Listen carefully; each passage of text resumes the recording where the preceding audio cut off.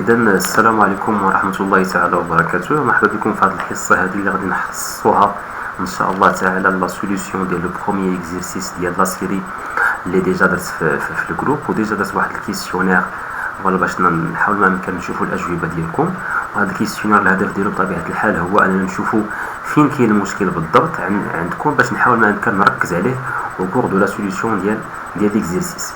Donc l'exercice qui est en exploitant un film réalisé lors d'une mission Apollo, on a enregistré le mouvement vertical du centre d'inertie G. Donc c'est un mouvement vertical, ça veut dire tout simplement il s'effectue selon un seul axe qui est l'axe EZ, car on a VZ, d'inertie G d'un solide en chute libre. Chute libre, ça veut dire quoi? Chute libre, ça veut dire il subit seulement à son poids. Donc il est au mouvement seulement sous l'action de son poids P sur la Lune. On repère sur la Lune, donc le mouvement est situé sur la Lune, donc je ne suis pas sur la Terre. On repère l'évolution de l'abscisse de la vitesse Vz du G au cours du temps suivant un axe vertical orienté vers le bas. L'exploitation de cet enregistrement conduit au graphique ci-dessous, ou ci-contre. La date t est égale à 0 correspond au début de l'enregistrement. Donc la première question, quel est le mouvement, quelle est plutôt la valeur de l'accélération AG du G lors du mouvement? La deuxième question, quelle est la valeur de la vitesse initiale? La troisième question, quel est le sens de mouvement de mobile, dans quel sens plutôt le mobile a-t-il été lancé? Le solide est lancé d'un point dont l'abscisse a pour valeur Z0 est égal à 0,5 m. A. Établir l'expression de la vitesse du G en fonction du temps avec les valeurs numériques précédemment déterminées. Établir ensuite l'expression de l'abscisse Z en fonction de temps. Donc on va commencer par la première question. Donc on a déjà les variations de Vz en fonction de temps. On remarque bien que cette variation est linéaire. Tout simplement, donc on peut conclure que Vz varie linéairement avec le temps. Donc on sait déjà qu'il y a une relation entre AZ et VZ. AZ est égal à d de VZ sur d de t, mais à noter que AZ et VZ, ce sont des coordonnées, ce sont des composantes des vecteurs. Donc ces composantes, elles peuvent être positives et elles peuvent être négatives. Ça veut dire que ce sont des composantes qui sont algébriques. Algébriques, elles peuvent prendre des valeurs, des valeurs qui sont positives ou négatives, ça dépend. Donc si on remarque bien cet enregistrement, on voit bien que dans l'intervalle 0 à peu près 1,25, là, la valeur de Vz est négative, et au-delà de 1,25, on remarque bien que Vz prend des valeurs qui sont positives. Donc comme AZ est égal à d de Vz sur d de t, et Vz est une fonction linéaire, alors la dérivée d'une fonction linéaire, tout simplement, d'après le cours de mathématiques, la dérivée de ax plus b, c'est tout simplement a. A représente le coefficient directeur ou la pente de cette droite. Donc, on doit choisir deux points pour pouvoir calculer cette AZ. Donc, le premier point, donc il est marqué en bleu. Le deuxième point, il est marqué en rouge. Bien sûr, vous pouvez utiliser deux-trois points. Donc, moi, je choisis ces deux points-là. Donc, le premier point, les coordonnées de ce premier point en bleu, c'est 0 moins 2. Le deuxième point, c'est 1,250. Donc, le coefficient directeur, AZ est égal, c'est d'après la relation de AZ ou d'une façon générale de la pente YB moins YA divisé par XB moins XA. Donc, c'est 0 moins 2 divisé par 1,25 moins 0. Donc, en utilisant la calculatrice, on trouve AZ est égal à 1,6 mètres par seconde au carré. Donc, comme AZ est positif, donc tout simplement AZ est égal à AG, c'est 1,6 mètres par seconde au carré. Ça veut dire quoi cette valeur de 1,6 mètres par seconde au carré? Tout simplement, ça veut dire que la vitesse va augmenter de 1,5 mètres par seconde pour chaque seconde. Ça veut dire quoi encore? Ça veut dire après le passage d'une seconde, la vitesse passe d'une valeur à une autre valeur. mais la différence entre ces deux valeurs, c'est 1,6 mètres par seconde.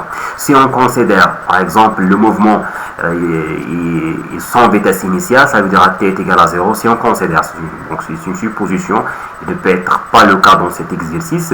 Si la vitesse commence par la valeur 0, donc après une seconde, la valeur de la vitesse devient 1,6. Après une autre seconde, la valeur devient 3,2, ainsi de suite, ainsi de suite. Donc la valeur de Ag qui vaut 1,6 mètres par seconde au carré signifie tout simplement que la vitesse augmente de 1,6 mètres par seconde pour chaque seconde. Voilà.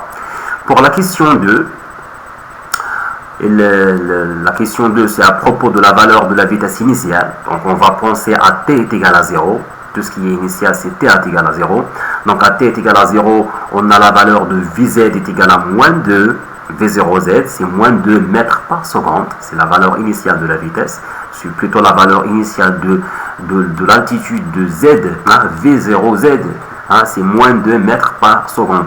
Mais pour obtenir V0, donc on doit faire la valeur absolue. Pourquoi? Parce que tout simplement, V0, c'est quoi V0 son vecteur? C'est la racine de V0x au carré plus V0y au carré plus V0z au carré. Comme le mouvement est rectiligne, le mouvement est vertical, donc la vitesse a une seule composante qui est V0z. Donc on trouve tout simplement que V0, c'est la valeur absolue de V0z. Voilà. Donc V0, c'est 2 mètres par seconde et non pas moins 2 mètres par seconde. Donc il faut faire attention. Pour la troisième question, c'est pour déterminer le sens de mouvement initial. Donc on a l'axe d'après l'énoncé, l'axe OZ est dirigé vers le bas. Hein, c'est un axe dirigé vers le bas. Et comme d'après la question précédente, V0Z est négative, ça veut dire quoi que V0Z est négative? Ça veut dire tout simplement que V0 et OZ ont deux sens opposés. Ça veut dire si OZ est dirigé vers le bas, V0 sera dirigé vers le haut. Le sens de mouvement, toujours, c'est le sens de la vitesse. Le sens de la vitesse, c'est le sens de mouvement. Donc, le mouvement est vers le haut. C'est ça la réponse de la question 3. Pour la question 4a, donc on sait déjà que AZ est égal à d de Vz sur d de t. Et AZ, c'est une constante. On va effectuer une primitive. Donc, ce qui implique que Vz est égal à AZT plus V0Z. C'est une primitive, tout simplement. Donc, c'est la primitive. La primitive d'une constante, c'est cette constante fois le variable plus une autre constante qui est la valeur initiale. Donc Vz est égal à 1,6 car l'accélération d'après la première question c'est 1,6 mètres par seconde au carré. Et la valeur initiale de V0Z c'est moins 2, donc Vz est égal de t est égal à 1,6 t moins 2. Donc il est variable au cours de t. Mais on sait déjà que Vg de t d'une façon générale c'est la valeur absolue de Vz de t. Ce qui implique que Vg de t, la valeur de la vitesse, c'est 1,6 t moins 2, mais avec la valeur absolue.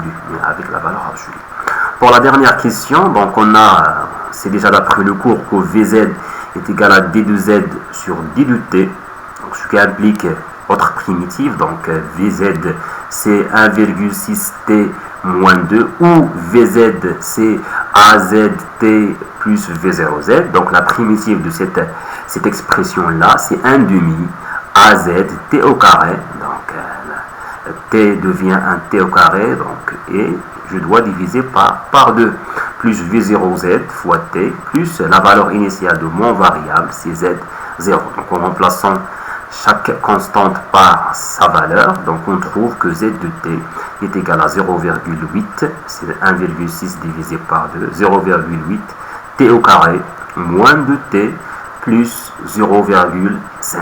Donc c'est la fin de cet exercice. Si vous avez des questions ما فهمتوا شي حاجه كان شي مشكل في شي سؤال شي حاجه اللي ما واضحاش ممكن تحطها في كومنتير وغادي نجاوبك عليها. علي بون كوراج. بلا ما نوصيكم نحاولوا ما امكن نستغلوا الوقت ديالنا مزيان نديروا ان بتي بروغرام ونحاولوا ما امكن نشتغلوا على السلسله اللي عطيتكم ان شاء الله غدا بنفس الوقت غادي نحاول ما امكن نحط لا سوليوشن ديال الدوزيام اكزercice et comme ça chaque jour on va faire la solution d'un exercice تنساليو لا série وندوزو la série الثانيه ديال le mouvement d'un projectile في le champ de pesanteur باش نعاود ندوزو عاوتاني le mouvement ديال le champ magnétique. Allez, bon courage et bonne soirée.